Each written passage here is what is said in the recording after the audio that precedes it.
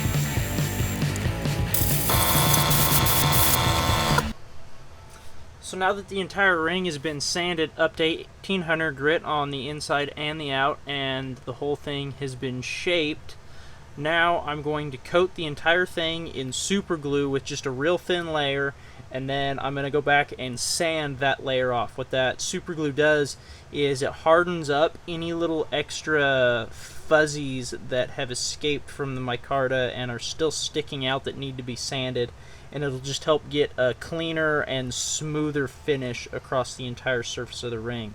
So I'm going to go ahead and clear coat it and then sand it all off again, and then it is ready for a bath in some teak oil to finish it off.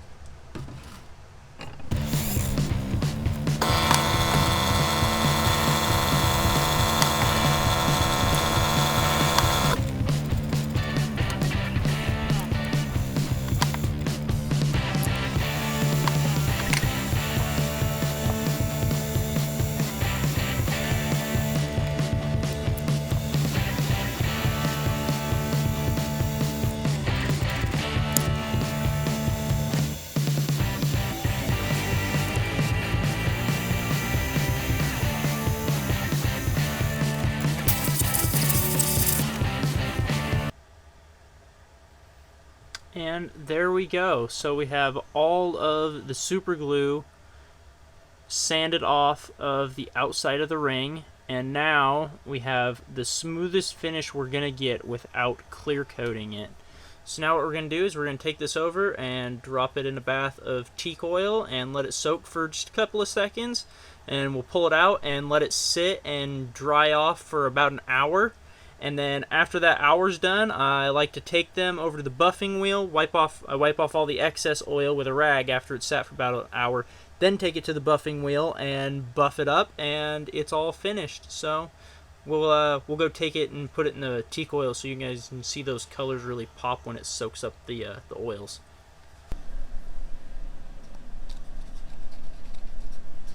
Oh, my teak oil's been sitting out for a little while. It's a little goopy.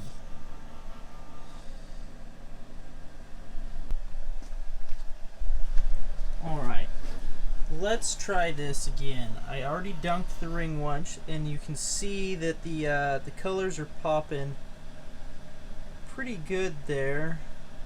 Come on, camera, focus. But the teak oil I've had has been sitting out for a couple of weeks, so it was a little gummy. So let's try that one more time. Yeah, that's much better.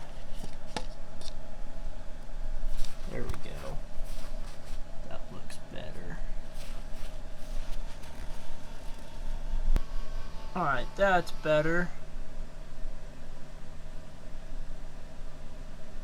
So the ring will look very similar to this, other than the shine that it has when it's all finished and cured up and dried. So that was the making of a blue Mexican blanket colored canvas micarta ring. So hope you guys enjoyed.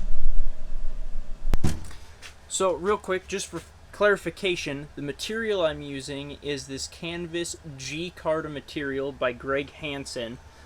This color he calls blue Mexican blanket, and this is his ripple pattern.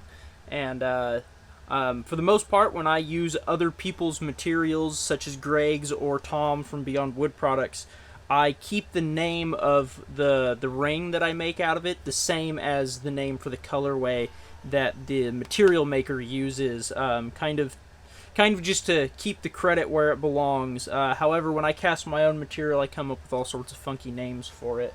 So check it out. Greg makes some awesome canvas micarta. He also makes some really cool paper micarta. I haven't got a chance to try it out yet, but it looks phenomenal. So I have a chunk of it. I just need to mess with it. So anyways, if you don't follow Greg on Instagram, I post his links and stuff all the time on my Instagram, so you can find him there. And hope you guys enjoyed the video.